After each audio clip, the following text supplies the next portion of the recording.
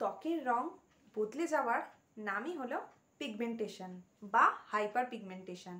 এই hyper pigmentation হলে আমাদের স্কিনে প্রচণ্ড পরিমাণে কালো কালো স্প্যাচ হতে থাকে।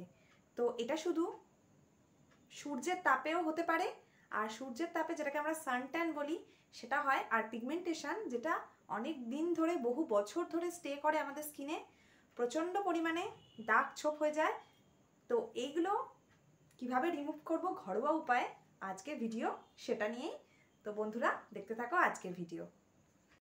Hello friends, welcome back to my channel makeup beauty and health suggestion.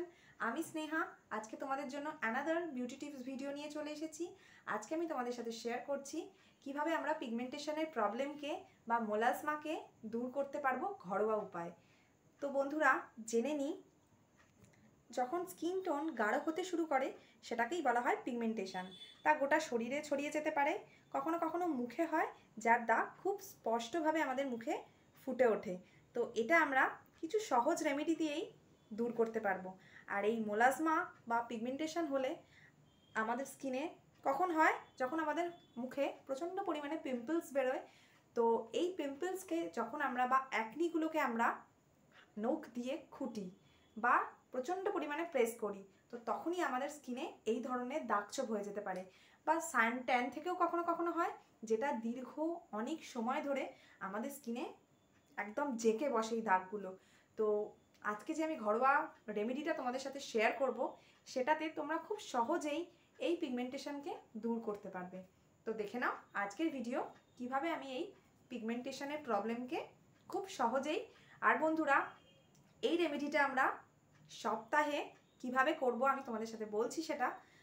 First আমরা যদি মানডে থেকে স্টার্ট করি এই রেমেডি, তো মানডে করব, টুইসডে অফ দেবো, ওয়েডনেসডে অফ দেবো, এরকম একদিন একদিন অফ দিয়ে দিয়ে আমরা এই রেমেডিটা সারা 7 দিন ধরে করব। তো তারপরে তোমরা নিজেরাই রেজাল্ট বুঝতে পারবে। তো দেখো বন্ধুরা, আমি তোমাদের সাথে শেয়ার করছি কিভাবে আমি করছি। তো প্রথমে আমি যেটা নিয়ে নেব সেটা হচ্ছে রাইস ফ্লোর বা চালের গুঁড়ো।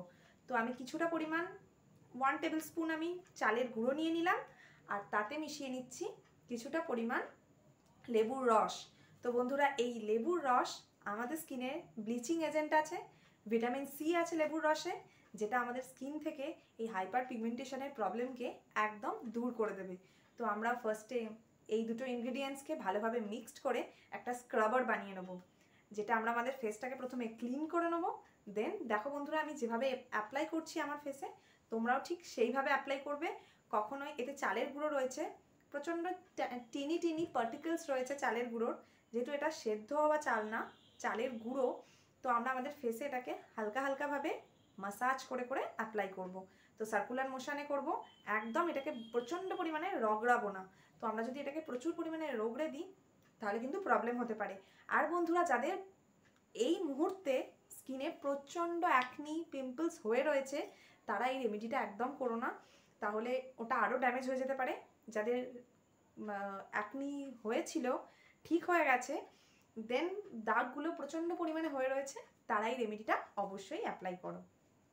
তো কিভাবে আমি করছি, এটা হলো একটা ফার্স্ট রেমেডি। তো আমি নেক্সট,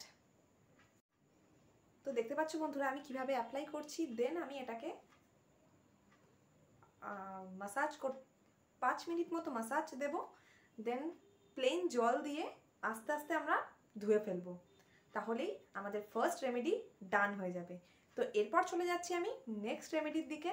তো এই নেক্সট রেমেডিটা করতে এবারও আমার লাগছে হচ্ছে চালের গুঁড়ো আর টক দই, যার জন্য আমি একটা ফেস প্যাক বানিয়ে নিচ্ছি। দেখো বন্ধুরা, তো এতে মিশিয়ে নিলাম কিছুটা পরিমাণ চালের গুঁড়ো আর টক দই।